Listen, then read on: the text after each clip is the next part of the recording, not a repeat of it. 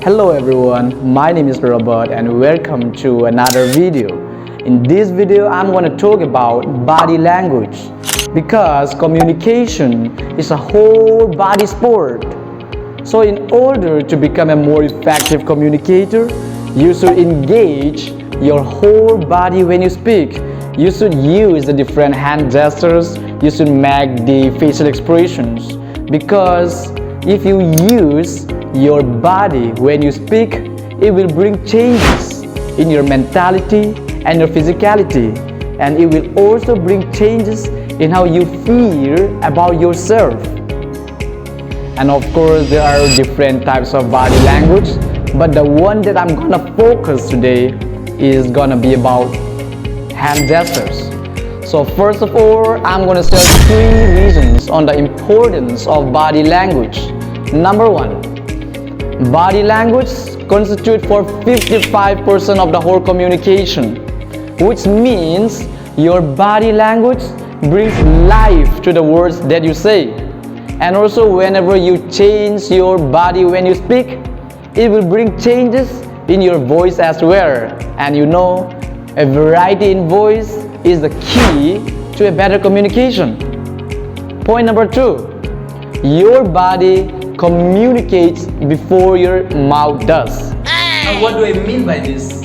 Just imagine that you're in an auditorium and then someone is being asked to give a talk on the stage, and then as the person is just about to start his speech, and if the person has a very close body language and if he just simply looks down on the ground, not able to make a good eye contact with the audience, then before his mouth opens up, his body already communicates that he's feeling nervous, that he's feeling insecure.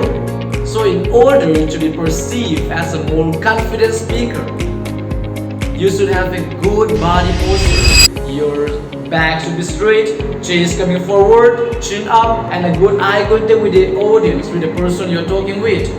Now, I'm gonna talk about the 3 commonly used hand gestures. And always remember, the way you use your hand shows the type of person you are.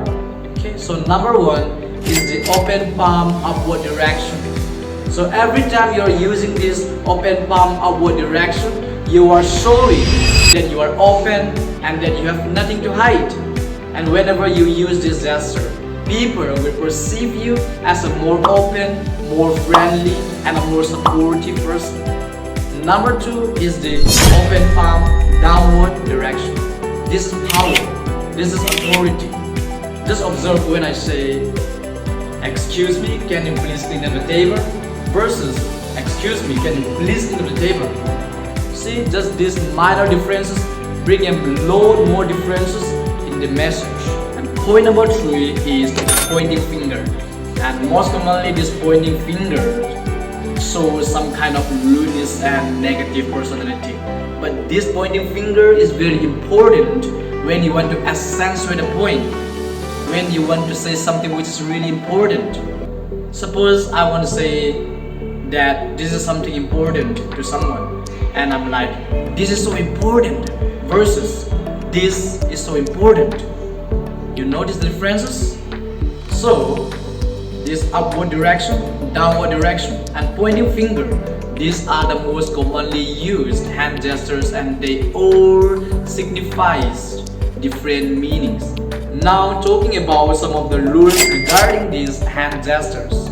Always remember that whenever you use your hand gestures, always use it above the waist area. So when you use your hand gestures around the stomach area, then you are radiating an average energy level. And when you use your hand gestures around the chest area, then you are radiating a high energy level. And when you use around the neck area, then you are radiating a high level, a very high level of energy. So whenever you watch at some of the talks of great speakers, most of the time they use their hand gestures around their neck area and their chest area. But don't simply use your hand without having any purpose. Like whenever you use your gestures, it should be associated with the words that you say. There should be a synchronization between your words and your hand gestures, which means that you should use your hand gestures according to the rhythm of your voice. And also, your hands should have a specific gesture. It may be a constructive gesture or a descriptive gesture. Like whenever you talk about something, you have to create or you have to construct something out of your thin air.